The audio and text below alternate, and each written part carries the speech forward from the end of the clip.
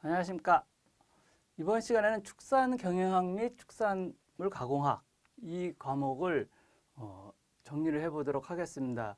이 과목은 사실상 그 축산 경영학과 축산 가공학 두 개의 과목이 한 과목으로 출제되는 그런 내용입니다. 그래서 실질적으로는 여러분이 공부하실 때에 경영학과 축산학 두 과목 중 어느 쪽이 많이 나오냐 이제 그것도 궁금하실 거예요. 예를 들어서 경영학이 많이 나올 수도 있고 가공학이 많이 나올 수가 있는데 그거는 그 해마다 다릅니다.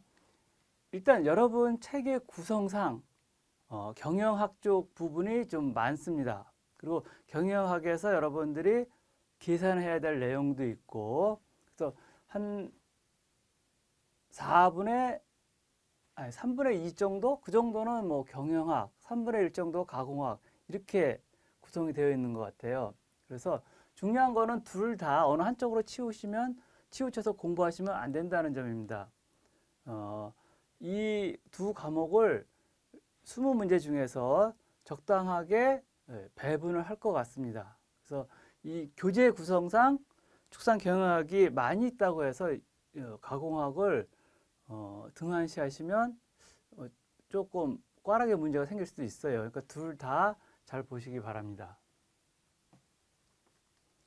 축산 경영의 특징 및 경영 자원.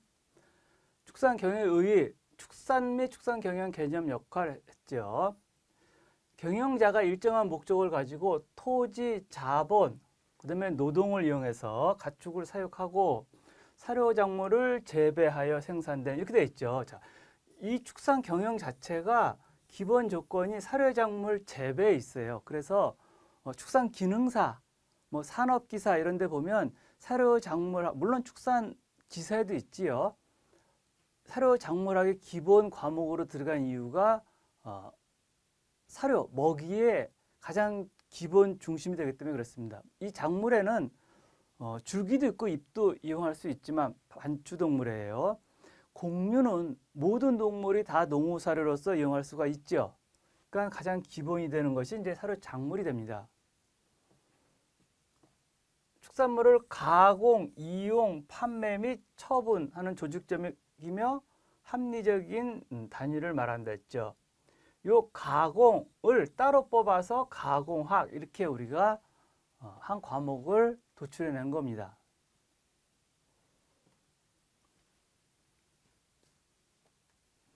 목표 설정, 경영 목표는 이윤의 최대화를 꾀하는 데 있다. 여기에 있죠.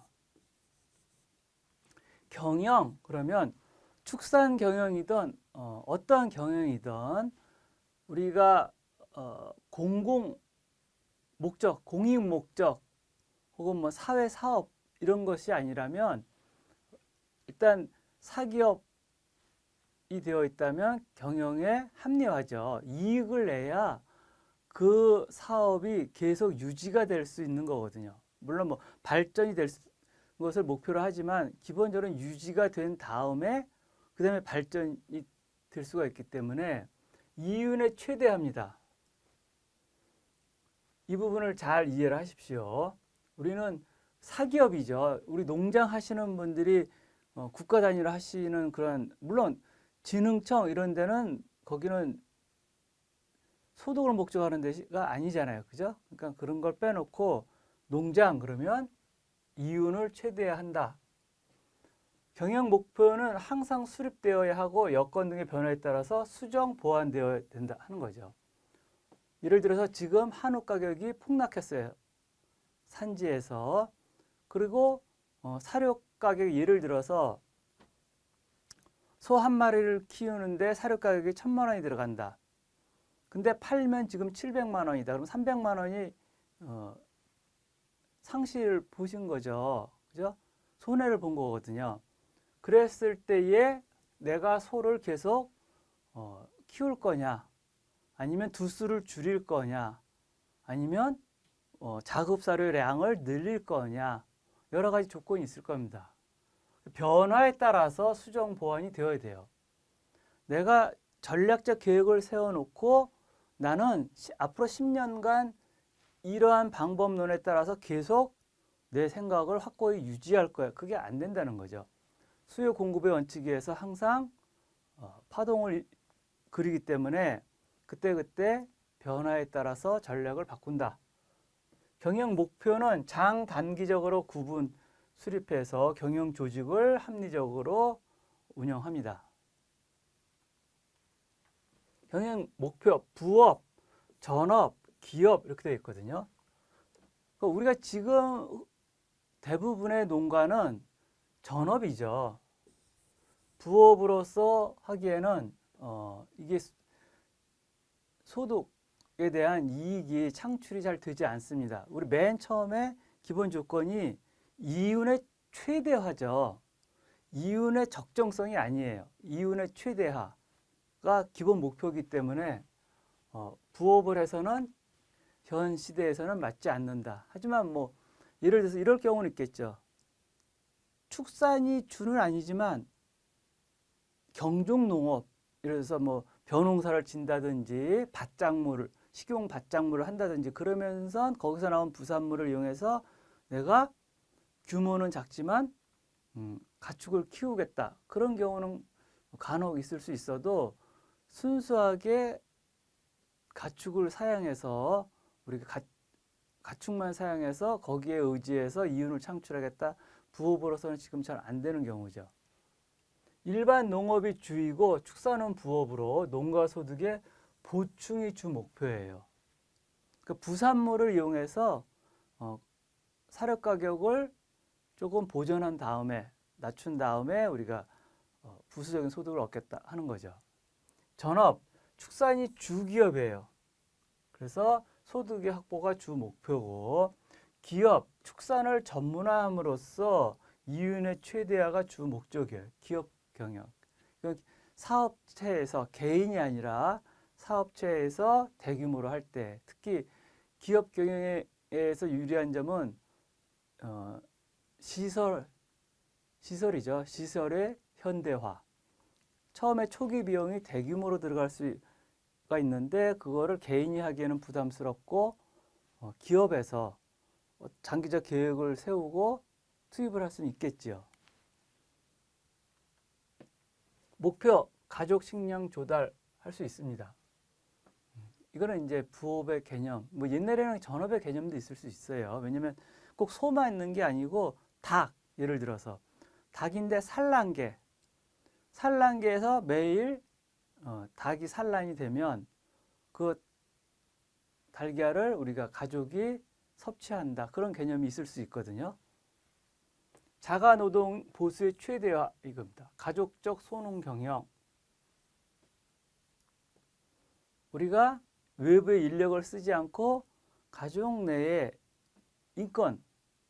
인건비라든지 노동력 이런 것들을 최대한 이용하는 것이 좋다. 이거는 기업 경영을 제외한 부업이든 전업이든 굉장히 중요한 파트를 차지합니다. 지대의 최대화, 가족 소농 경영일 때 땅 활용, 토지의 활용도를 최대화하겠다는 얘기죠. 총 자본 이자의 최대화, 가족적 소농 경영일 때. 농업 소득의 최대화, 이거는 가족 경영일 때. 그 다음에 이제 나머지 기업 이윤의 최대화가 기업 경영일 때예요. 그래서 요 가족 경영 그러면 일단 전업, 그죠? 소농 경영, 요것도 전업일 수 있어요. 적지만 하지만 부업일 수도 있고. 그래서 소농과 가족 경영 같은 가족인데 하나는 소농으로 낳고 그냥 하나는 가족 경영으로 놓은 이유가 전업과 부업 이런 것을 살짝 구분하기 위한 거죠. 이거는 그냥 경영의 목표는 한번 읽어두시기 바랍니다. 이 튜넨 뭐 여러 가지 학자들이 여기에 대해 경영의 목표에 대해서 얘기한 내용이 있습니다. 튜넨 보다 많은 지대 수익을 얻는 데 있다 하는 거죠. 땅은 면적이 정해져 있죠. 내가 가진 땅이 이게 줄었다 늘었다 하지 않거든요. 땅은 면적이 정해져 있는데 여기에서 이 땅을 활용해서 얼마나 많은 수익을 창출할 것인가. 그것은 운용할 수 있는 분의 실질적인 그 노력 혹은 능력 이런 것을 우리가 측정할 수 있거든요. 같은 땅이지만 이 땅을 어떻게 활용할 것이냐 하는 거죠. 라오어 화폐적 총수입을 올리는 데 있고, 그 다음에 태아 금전적 이득을 얻는 데 있고, 이거 같은 비슷한 얘기 아니겠어요? 그 다음에 헤디 가족의 생활 수준과 최대 만족에 있고, 그 다음에 크라프트 기업 수익, 기업 이득을 올리는 데 있고. 자, 이 앞에를 보면 네 학자분은 이제 가족 경영에 대해서 주로 얘기를 했어요. 이득을 내고, 그 다음에 나중에 헤디까지 오면 이득과 함께 행복했으면 좋겠다 그런 거죠. 그 다음에 이제 크라프트는 기업에 대해서 얘기를 했고, 차하노프는 이윤의 최대화에 있다 하는 거죠. 어찌됐든 기본적인 내용은 이윤이 있어야 된다 하는 겁니다.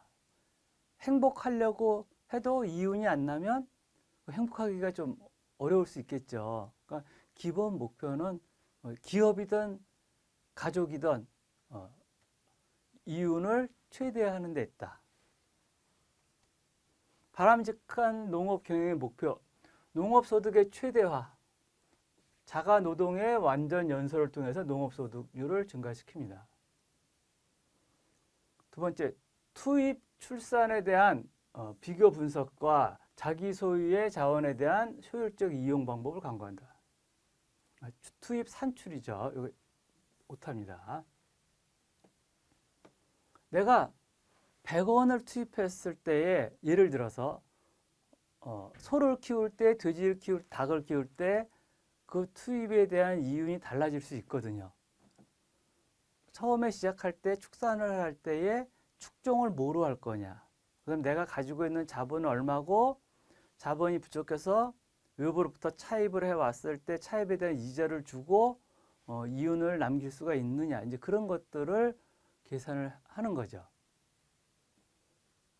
농업 경영의 궁극적인 목표는 농업 순수익에 둬야 돼요. 자, 여기에 한번 살짝 정리를 합니다.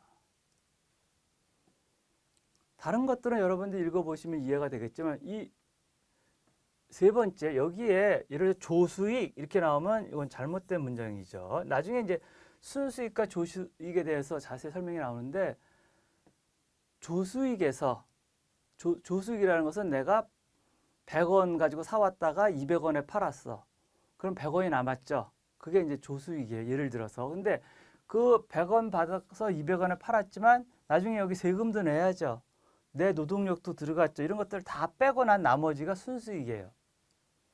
그래서 목표는 조수익이 아니라 순수익에 있습니다. 이 부분을 만약에 시험에 나온다면 하나를 변형시켜서 나온다 그러면 이 부분이 나오겠죠. 순수익이냐 조수익이냐. 이윤의 최대화 그거는 탁 머릿속에 암기를 하셔야 됩니다. 이윤의 적정화 아닙니다. 적정한 이윤이 아니고 최대화. 그 다음에 순수익입니다. 그것도. 이 앞에 부분에서 가끔 한 문제가 나옵니다. 목표의 이 부분에 대해서 행동 유형, 정태적, 관행적 행동 유형 이렇게 돼 있어요. 과거의 경영 방식을 반복해가는 경영자예요. 정태적, 정적인 고유할 정이잖아요. 변화가 없다는 얘기죠. 변화 없이 앞에서 했던 내용을 그대로 반복해 가면서 운용하는 것, 정태적 혹은 관행적이라고 합니다. 능동적, 발전적 행동 유형은 경영 환경 변화에 따라 경영 조직이나 방법을 변경하는 것 이렇게 돼 있죠.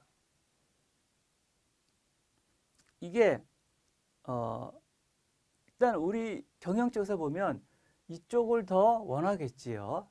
항상 변화가 오기 때문에 이 경영도 살아있는 생물과 같다 그런 말을 많이 하잖아요. 똑같은 소를 키워도 언제는 이익이 나고 언제는 또 손해를 보고 이런 경우라서 그 시점을 잘 파악하는 것도 경영 능력이거든요. 예를 들어서 잘 키우는 것도 좋은데 축사는 결국은 맨 마지막에 시설하고 그다음에 사육하고 다 끝나서 마지막에 가축을 판매했을 때 남는 이익이 얼마냐. 그게 이제 경영을 좌우하거든요. 그래서 예를 들어서 소를 키운다 그러면 소를 키우면 1년에 12달이 있잖아요. 그럼 언제 팔 거냐 내가. 소 같은 경우에는 30개월령에 보통 700kg 출하 체중을 맞춰가지고 우리가 출하하게 되는데 언제 출하할 거냐 하는 거예요. 내가 2월 달에 맞추면 역산해서 30개월 해서 키우기 시작하면 되겠지요. 우리나라는 한우 같은 경우는 2번 있거든요. 보통 명절 때 구정 있죠. 구정. 그 다음에 추석 때 이럴 때는 뭐 여러 가지 가족들도 모이시고 어르신들 대접해드리고 뭐 차례도 드리고 하다 보니까 최소한 이때만큼은 조상님들께 아니면 우리 모이는 가족들과 함께 우리나라 한우를 소비하는 게 좋겠다 하는 그런 개념이 있거든요. 그래서 언제가 제일 비싸겠어요? 그건 누가 봐도 축산을 하지 않는 일반인이 봐도 구정 때와 추석 때가 다가오면 한우 가격은 올라갈 확률이 크죠. 그러니까 한우를 키우시는 분들이 그거를 모를 리가 없습니다.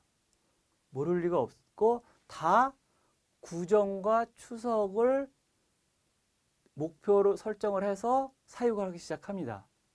그러다 보니까 한우가 30개월령 된 한우가 나올 때에 구정 전후에서 나오는 두수가 많고 추석 전에 나오는 두수가 많아요. 모든 생각을 다 똑같이 했기 때문에. 그럼 오히려 공급이 과잉될 수도 있지요. 뭐 그런 것들을 어떻게 잘 파악을 하느냐. 그게 이제 이 운영자의 능력이거든요. 경영자의 능력입니다. 현재 우리나라 한우가 300만 마리 정도면은 적정 수준인데 350만 마리 정도 됩니다. 그럼 50만 마리가 넘어섰으니까 폭락할 수밖에 없죠. 이 얘기를 언제부터 했냐면 30개월 전부터 했어요. 지금 입식되어 있는 입식한 송아지가 너무 적정 두수에 비해서 많으니 앞으로 30개월령이 되면 그때는 우리 필요량보다 훨씬 많아져서 폭락할 것이다. 이렇게 얘기를 했는데 어느 누구도 그 얘기를 그러면 딴 사람이 그 사육 두수를 줄이면 되지 하고 이제 다 똑같은 생각으로 그냥 키운 거죠. 그러면 현재 시점에 와서는 30개월령은 정해져 있는 거니까 두수도 정해져 있잖아요. 중간에 특별히 뭐 자연재해가 오거나 해가지고 갑자기 두수가 줄어들기 전에는. 그래서 가격이 산지에서는 폭락한다. 이런 개념이죠. 그 방법, 변화에 따라서 지금 현재 변화에 따라서 바뀌기도 하고 앞으로 미래에 어떻게 변할 것이냐를 먼저 파악을 할 수 있는 능력이 경영자의 능력이에요. 주로 우리가 능동적, 발전적 행동 유형을 많이 추천을 합니다. 바람직한 경영자, 뛰어난 생산 기술적 능력과 이렇게 돼 있죠. 사육 능력이 있어야 돼요. 기본적으로. 그 축종에 대한 자세한 내용, 이 축종은 어떻게 키워야 되고 생리적 구조는 어떻고 성격은 어떻고 이런 것들을 일단 공부를 많이 하시고 그다음에 경영적 능력의 소유자예요. 잘 키우고 기본적으로 그다음에 경영적 능력, 어떻게 이것을 경영할 것인가. 내가 입식은 어떻게 할 거며 판매는 어떻게 할 거며 언제 팔 거냐. 이제 그런 것들이죠. 사료는 우리가 어떻게 구입을 하고 자급 사료는 어느 정도로 할 것이며 이런 거죠. 환경 변화에 능동적 발전적으로 대처할 수 있는 자. 새로운 지식의 습득을 위해서 노력하는 자예요. 여기 축산업도 계속 발전합니다. 계속 발전합니다. 예를 들어서 이런 경우죠. 1980년대 그러면 80년대 정도 되면 지금 40년 전이잖아요. 출하 체중이 450 정도 됐습니다. 450, 500 이 정도였거든요. 근데 지금은 700kg잖아요. 200kg가 넘었거든요. 그러면 그 200kg를 넘기기 위해서 어떻게 사료를 급여야 되느냐, 관리를 어떻게 해줘야 되느냐, 그런 것들을 습득을 해야만 그게 가능합니다. 그래서 계속 새로운 지식을 습득을 해야죠. 실천 능력이 있는 자예요. 네. 맨 마지막에는 이걸 다 알아. 근데 실천을 안 한다. 그러면 의미가 없는 거죠. 실천 능력이 있는 자.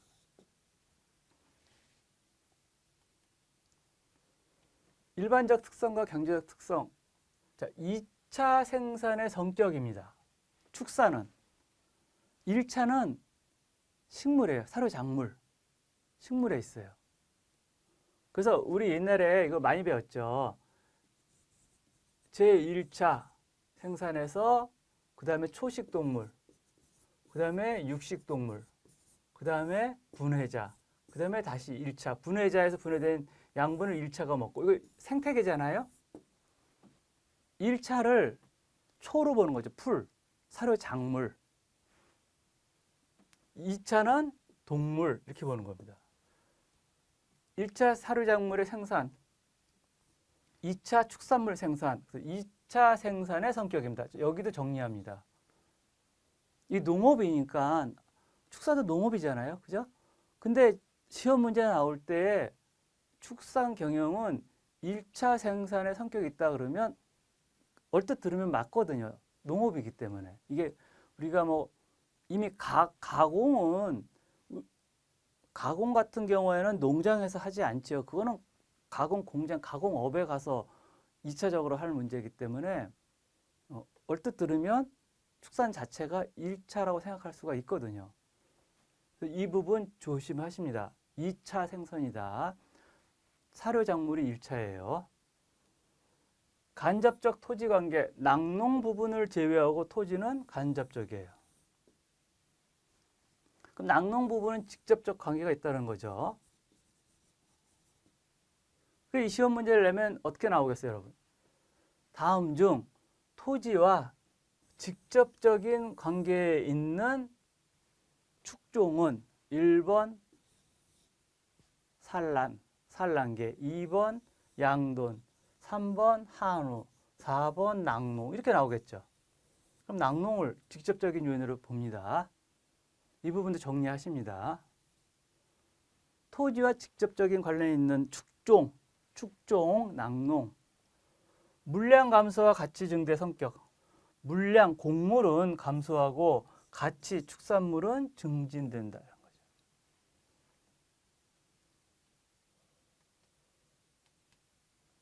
축산물 저장 증진, 부파하기 쉬운 사료 자원, 고구마, 생풀을 동물체에 저장한다 하는 거죠. 내가 먹여서, 그죠? 풀을 생산했어요. 물론 풀을 뭐 사일리지를 만들거나 건조하면 저장성은 있죠. 근데 생풀 같은 경우에는 우리가 저장할 수가 없잖아요. 그리고 특히 방목지 같은 경우에는 기온이 겨울철로 가면 월동 들어가지요. 풀이 없습니다.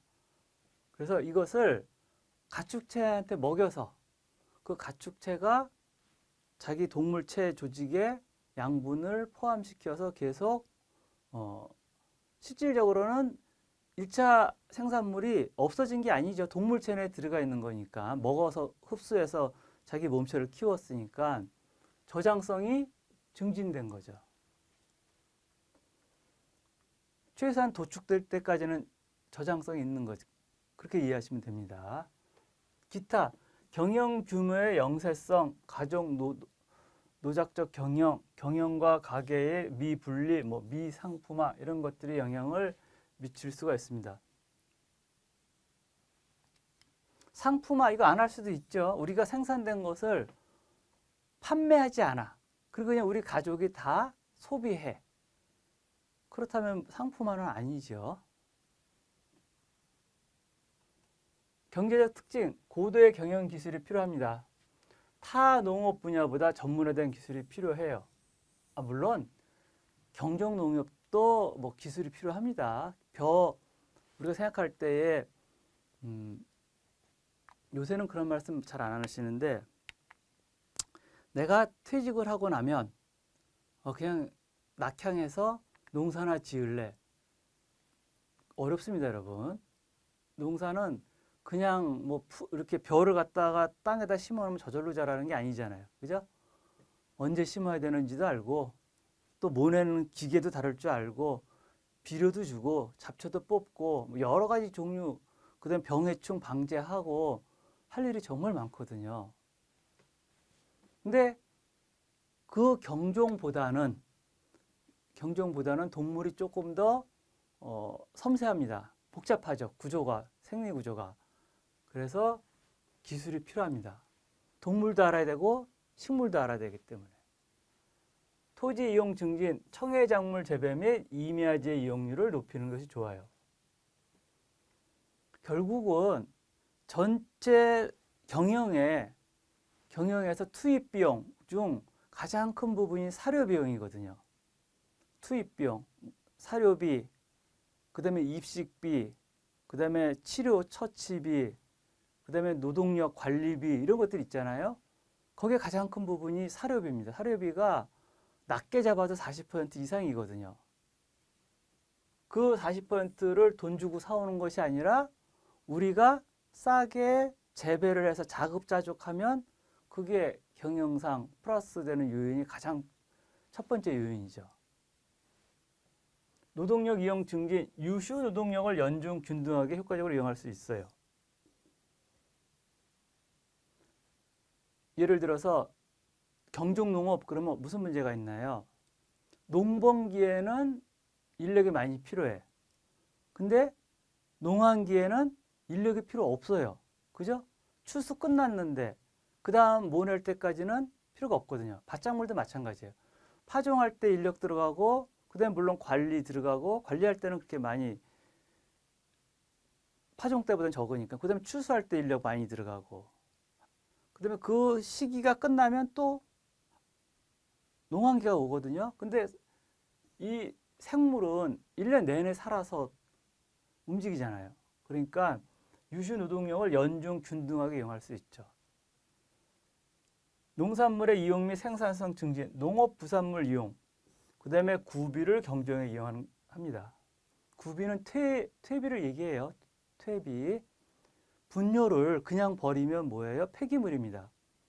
근데 그 분뇨를 발효시켜서 퇴비화시켜서 토양에 혼입시키면 지력도 증진되고 또 비료의 구입 가격을 낮출 수가 있지요. 그러니까 이 경종이라는 것은 이제 식용작물을 얘기합니다.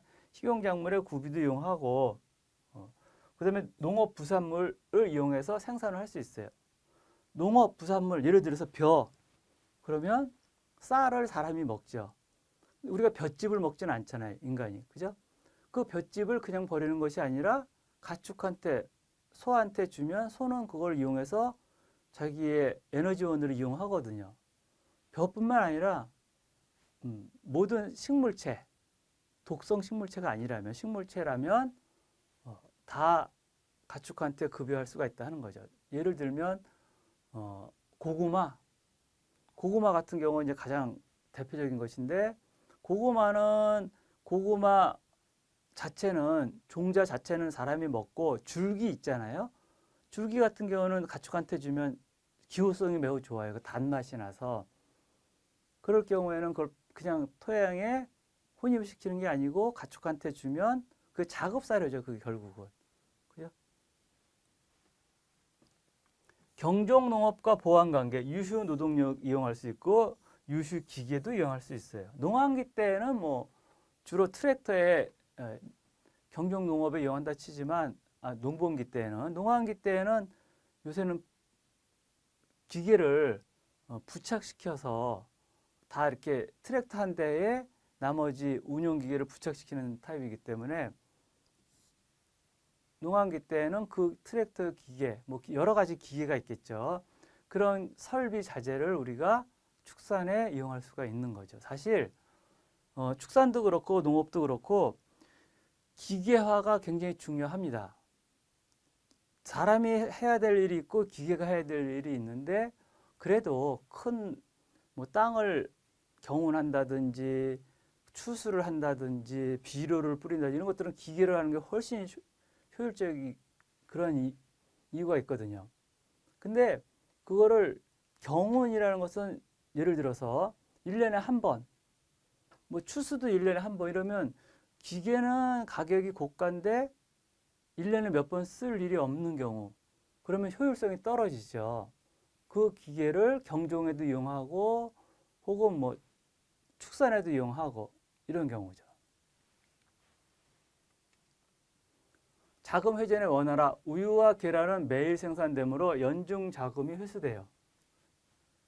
낙농업과 산란계의 가장 장점이 그거예요. 근데 뭐 매일 주진 않습니다, 여러분.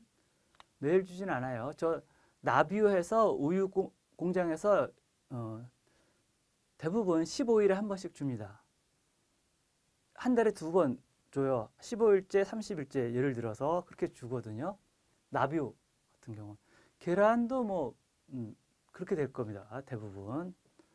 근데 나머지 소, 돼지 이런 경우, 육개 이런 경우에는 도축을 해야 되잖아요. 육개는 30일 내 35일 뒤에 도축을 해서 출하가 돼야 받을 수 있는 거고, 소는 30개월령 키운 다음에 우리가 현금을 받을 수 있는 거고, 돼지는 5 내지 6개월령 키운 다음에 받을 수 있는 거예요. 그러니까 자금 운영 면에서 보면 한우가 가장 늦게 회수할 수가 있지요. 어차피 6개월령 된 송아지를 입식을 해서 24개월 키워 30개월에 내보낸다 그러면 그 기간 동안은 우리가 현금 수입이 없거든요. 근데 그런 부분들을 내가 축종을 뭘 할까를 잘 생각해야 되는 부분들이 그 부분이에요. 내가 최소한 24개월 동안은 수입이 없기 때문에 첫 출하하기 전에는 그동안 어떻게 우리가 경영을 잘 꾸릴 거냐 하는 거예요. 돼지는 뭐 5개월 뒤면, 5 내지 6개월 뒤면 첫 출하를 할 수가 있죠. 시작을 해서. 닭은 30일, 35일이면 첫 출하를 할 수가 있어요. 근데 산란계는 시작을 해서, 물론 산란을 시작해야죠. 이 닭들이. 산란을 시작을 해서 50%가 전체 평균의 50%가 넘어간 게 이틀 연속되면 그건 이제 산란계 농장으로 구분할 수가 있거든요. 그러면 그다음부터는 출하해서 납품받는 그 계란 회사와 이제 협의를 어떻게 하느냐, 뭐 열흘에 한 번 결제를 한다든지 그렇게 하겠지요. 자금 회수, 이게 굉장히 중요합니다.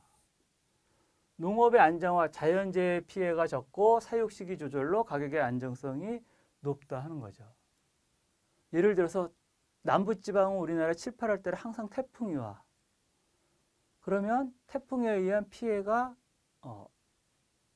경종농업은 축산보다는 크죠. 왜냐하면 얘네들은 경종농업은 그 땅에서 이동을 못 하잖아요. 근데 축산은 잠깐 대피시킬 수가 있거든요. 그런 문제. 또 경종농업은 비닐하우스가 아니면 예를 들어서 노지라면 그대로 자연재해에 다 노출되는데, 축산은 방목을 하더라도 기본적인 축사가 있거든요. 자연재해가 왔을 때 피할 수 있는 축사. 그래서 조금 경종보다는 안정화되어 있다 하는 겁니다. 가격의 안정성도 경종보다는 조금 안정성이 있다라고 축산 쪽에서는 그렇게 보는 거예요. 경영자원의 유형과 특성, 축산 경영자원, 토지, 자본, 노동 등의 특징이 있어요. 이 세 가지는 반드시 있어야 되죠. 토지 있어야 됩니다. 저게 자가일 수도 있고 타가일 수도 있어요. 토지. 내 땅일 수도 있고 다른 사람 땅을 임대해서 거기서 축산할 수도 있습니다. 물론 임대료는 드려야죠. 자본 있어야죠. 내 자본도 있어야 되고 그다음에 차입금도 있을 겁니다. 노동력, 자가 노동력이 있고 우리 가족, 그 이외의 인부들이 있을 거예요. 토지 특성, 기술적 특성을 보면 이거 자연적 특성입니다. 부양력 이렇게 됐어요. 혹은 배양력이라고도 합니다. 식물의 생장, 번식에 필요한 영양분을 공급하는 토지의 성능이다. 이렇게 돼 있어요. 땅을 보시면요. 땅이 기름진 땅 이런 말씀을 많이 하시죠. 거기에 유기물층이 얼마나 많이 들어있느냐. 그 부분이거든요. 예를 들어서 산에 올라갈수록 유기물층이 없어요.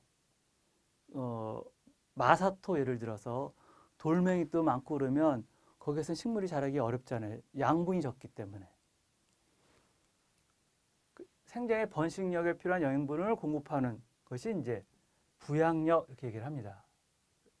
양분과 관계 있어요. 요 배 양의 양분, 토양 내의 양분이 얼마나 있느냐. 토지의 자연적 위치 또는 양력과 밀접한 관계가 있어요. 고지대냐, 저지대냐, 남향이냐, 북향이냐, 여러 가지 종류가 있겠죠. 그 주위에 수원지가 있느냐, 물이 흐르느냐, 아니면 물이 흐르지 않느냐. 그 지역은 주로 분지라서 더울 땐 덥고 추울 땐 춥더라. 비도 잘 안 온다. 그러면 거기에 맞는 축종을 택하는 겁니다. 근데 그 지역은 또 반대로 너무 비가 자주 오고 7, 8월 달에는 태풍의 피해를 입을 확률이 매우 커. 그럼 또 거기에 맞는 작물 선택하고 예를 들어서 뭐 옥수수보다는 수단그라스를 파종을 해야 되고, 그죠?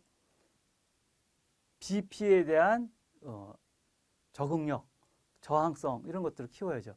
닭 같은 경우에는 고온에서도 약하지만 비 피해, 수인성 전염병에도 약하고 이제 여러 가지 그걸 시설로 커버하게 되는데 일단 기본적인 자연적 특성을 가지고 있습니다. 가경력도 있어요. 이것은 토양은 내가 예를 들어서 토양의 능력이 10인데 내가 이것을 이용해서 15 내지 20으로 올릴 수가 있거든요. 가장 대표적인 게 경운 이런 것들이에요. 땅 위에다가 그냥 파종을 할 때보다는 한번 경운을 해서 정지 작업한 다음에 파종을 하면 훨씬 생산력이 높아지죠. 그게 가경력입니다. 토지가 작물을 경작할 수 있는 능력, 식물의 뿌리 지탱, 엽경부 지지, 뿌리에 흡착작용하는 물리적 성능 이런 것들이 있어요. 가경력. 토양도 사실 입자가 있거든요. 토양에 입자가 이렇게 있어요.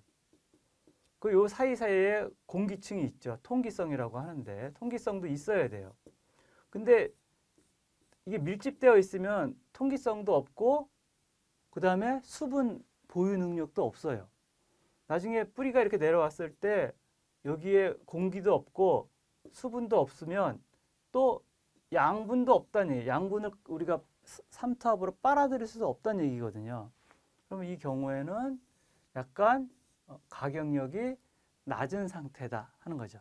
대부분 우리가 축산을 하면 이 부분들을 교정을 해서 그래서 이용을 합니다. 그것을 가경력이라고 합니다. 경작을 할 수 있는 토양이다 하는 거죠. 적재력. 다른 생산 요소를 적재해서 기능을 발휘할 수 있는 장소를 제공합니다. 노동 대상 역할을 합니다. 적재력. 예를 들어서 이렇게 생산물 같은 경우를 쌓아 놓을 수도 있고 창고, 그죠? 그런 부분들. 평면으로 보면 예를 들어서 1평방미터인데 위로 쌓으면 1평방미터 이상 더 쌓을 수 있죠. 이거 적재력이죠. 꼭 이 평면의 면적만 우리가 딱 이용할 게 아니잖아요. 위로 쌓으면 적재력이 있는 거죠. 경제적 특성, 불가동성, 비이동성 이렇게 되어 있습니다. 요 경제적 특성은 암기하십니다. 왜냐하면 우리가 축산 경영학이잖아요. 지금 하는 부분이 경영학이거든요. 그래서 이 부분은 암기하십니다. 진출 문제이기도 합니다. 불가동성 혹은 비이동성이에요. 우리 토양은 옮길 수 없지요. 내가 가지고 있는 토양, 그죠? 그 대상지는 내가 올해는 여기였는데 내년에 이 토양을 옮겨서 여기서 해볼까? 이게 안 되는 거죠. 그게 불가동성 혹은 비이동성이에요. 불소모성 혹은 불과계성이라고도 합니다. 내가 땅을 이용해요. 땅을 이용한다고 해서 그 땅이 소모돼서 땅이 점점 줄어드는 게 아니잖아요. 내가 처음에 100평방미터의 땅을 가지고 경작을 하고 축산을 하기 시작했어요. 방목을 하든지. 근데 시간이 갈수록 내가 이용을 했기 때문에 이용하는 만큼 점점 줄어드는 게 아니죠. 땅은 내가 몇 년을 이용했던 그 면적 그대로 남아있지요. 거기에서 어떠한 작업을 했던 관계가 없습니다. 그냥 유휴, 농지로 놔둘 수도 있고 이용 안 하는 경우예요. 그렇다고 해서 늘어나지도 않고 줄어들지도 않고. 그것이 불소모성 혹은 불가괴성 이렇게 됩니다. 아무리 이용해도 땅은 줄어들지 않는다. 불가증성, 마찬가지로 혹은 불확장성이라고도 하는데 늘어나지도 않는다 하는 거죠. 면적은 불변입니다. 대상지에 대상지. 내가 임차든 뭐 자가 토지든 그 대상 면적은 불변 이렇게 되죠. 혹시 간척 개간으로 경지 확대할 수는 있어요. 이 개념이 틀린 거죠. 내 땅이 이만큼 있어요. 근데 여기에 간척지와 이렇게 접해져 있는 거예요. 이걸 간척을 해서 땅을 늘릴 수는 있어요. 적법적인 절차를 거쳐서 땅을 늘릴 수는 있어요. 근데 이게 생산과 관계가 있는 것이 아니고 간척 사업이나 개간 이런 것을 위해서 늘어난 거지 땅 자체가 움직인 건 아니다 하는 얘기죠. 그것이 불가증성 이렇게 됩니다.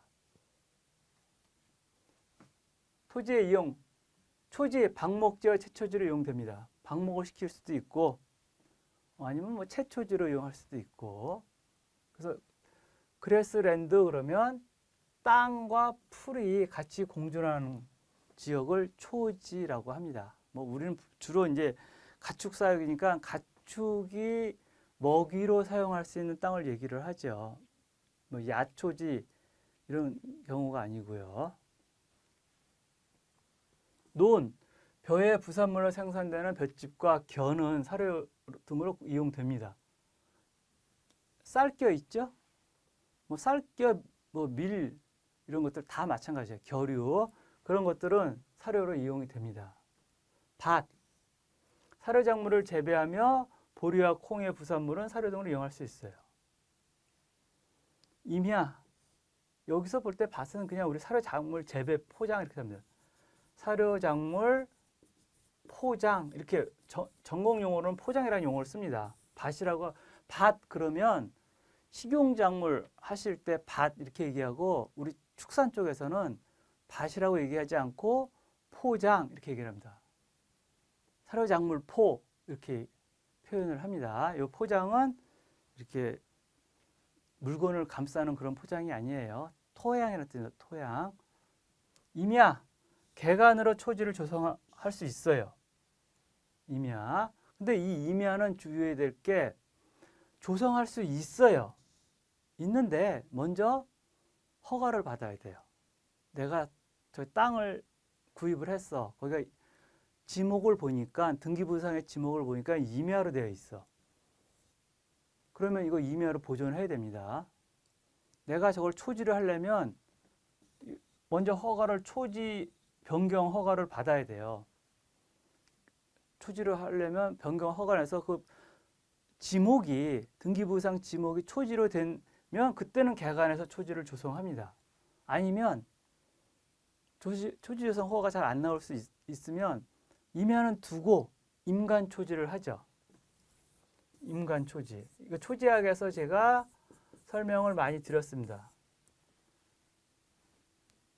나무는 그대로 두고 그 밑에 부분에다가 풀을 심어서 나무가 크니까 햇볕을 많이 가리잖아요. 그래서 이 그늘에 강한 특히 오차도 그랬을 수 있죠. 그늘에서도 잘 자랄 수 있는 그런 풀을 선정을 해서 파종을 해서 이용을 하는 거죠. 그래서 임간 초지 그럴 때입니다.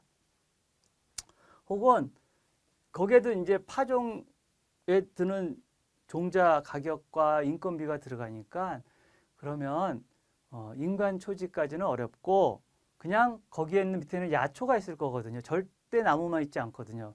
공존하기 때문에 그 야초를 우리가 방목으로 이용하겠다. 그러면 이제 방목지로 하는 거죠. 임야도. 우리가 볼 때 임야는 나무를 생산하기 위한 그런 땅이 아니라 방목지용으로 보는 겁니다. 토지 내연적 확대, 심경. 심경은 겨운을 땅을 깊이 판다는 얘기예요. 깊이 파서 뿌리의 활착을 좋게 한다. 답이 비료를 화학 비료를 좀 줘야 돼요. 왜냐하면 계속 사료작물이 많이 이용을 해서 소진을 시키기 때문에 비료가 상대적으로 많이 투입이 됩니다. 그 다음에 윤작 등 집약적 이용하는 것이 내연적이에요. 내연적 그러면 토양이 주어진 토양에서 이것을 어떻게 이용하느냐 그 얘기입니다. 외연적 그러면 이 주어진 토양이 크기 자체가 변하는 거예요. 외연적. 이 앞에서 설명했듯이 간척, 개간 이런 경우. 이럴 경우에는 토지의 면적 자체가 변경됐죠. 늘어났죠. 이것을 외연적 이렇게 얘기를 합니다. 이 시험 문제 나오면 이렇게 다음 중 토지의 내연적 확대에 해당하지 않는 것 1번 심경, 2번 답이, 3번 윤작, 4번 뭐 간척 이렇게 나올 겁니다. 개간이나 간척. 그럼 내연적, 외연적의 개념을 알고 있으면 여러분들이 이 부분을 잘 이해할 수가 있습니다. 이것도 정리를 합니다. 내연적이냐 외연적이냐 이것도 잘 이해를 하시면 쉽게 이해가 되시죠. 외연적은 면적 자체가 늘어났다. 내연적은 면적은 변동 없이 안에서 어떻게 이용하느냐 이용하는 형태에 따라서 효율이 달라진다. 이게 내연적이에요. 심경, 깊이 경운을 할수록 생산성 많아집니다. 뿌리 활착이 좋아지고 그 다음에 수분의 공급, 양분의 공급 능력이 높아지기 때문에 당연히 생산성도 바뀌기 때문에 그래요. 거기까지 설명을 드리고 다음 시간에 이제 자본부터 다시 설명을 드리도록 하겠습니다. 수고했습니다.